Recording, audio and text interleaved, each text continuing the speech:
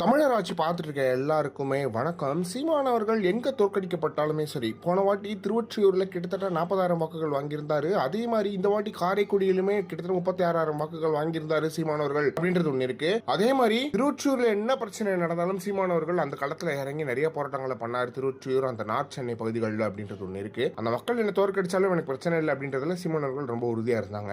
அதே மாதிரி காரைக்குடி மக்களுக்கும் சீமான் அவர்கள் ஏதாவது செய்வாரு, கண்டிப்பா போராடுவார் அப்படின்றது எல்லாருமே நினைச்சிட்டு இருக்கிற நிலையில காரைக்குடி சட்டமன்ற தொகுதிக்கு உட்பட்ட கண்டனூர், பாலையூர், பேரூராட்சி பகுதிகளில் தாழ்வாக சென்ற மின்கம்பங்களால் பொதுமக்கள் ஆபத்து ஏற்படும் நிலை இருந்தது. இது குறித்து நாம் தமிழர் கட்சி சார்பில் சம்பந்தப்பட்ட மின்வாரிய அதிகாரிகளிடம் மனு அளிக்கப்பட்டது. இதையடுத்து சம்பந்தப்பட்ட இடத்தை ஆய்வு செய்த அதிகாரிகள் உடனடியாக நடவடிக்கை எடுத்து மின்கம்பங்களை சீரமைத்தனர் அப்படின்றதுதான் செய்தியா இருக்கு. இதை யார் பண்ணிருக்கணும்? டி.கே. பிரபு தானே காரைக்குடியோட எம்எல்ஏ, அவர் தானே இந்த வேலையை செஞ்சிருக்கணும். எதுக்கு சீமான் அவர்கள் செய்யணும் அப்படின்றது ஒண்ணு இருக்கு. பவரே இல்லாத, ஓட்டும் போட மாட்டீங்க, ஆனா சீமான் அவர்கள் கிட்ட உதவி, நாம் தமிழர் கட்சியினர்கிட்ட உதவின்னு மட்டும் வராங்க இந்த மக்கள் அப்படின்றது கொஞ்சம் வலியான விஷயமா தான் இருக்கு நாம் தமிழர் கட்சி தவிகளிடையே அப்படின்றது சொல்லலாம். இந்த நிலையில தயவு செஞ்சு சீமானவர்களுக்கு ஓட்டு போட்டீங்கன்னா இதெல்லாம் நீங்க கேட்கவே வேணாம் அப்படின்றதுதான் தம்பிகளோட கோரிக்கையாகவும் இருந்துட்டு வருது அப்படின்றது ஒன்று இருக்கு. இந்த நிலையில அந்த மக்கள் சீமானவர்களுக்கு நன்றிகள் தெரிவிச்சு வந்துட்டு இருக்காங்க அப்படின்றது மிக முக்கியமான ஒரு விஷயமா இருக்கு. நன்றிகள் தெரிவிக்கிறதுல ஓட்டு போட்டிருந்தீங்கன்னா சீமானவர்கள் இந்த பிரச்சனை அவரே இறங்கி சரி பண்ணிருப்பாரு. இதுக்கு நாம் தமிழர் கட்சி தலையிடணும், இதற்கு வேற ஒரு கட்சி தலையிடணும்.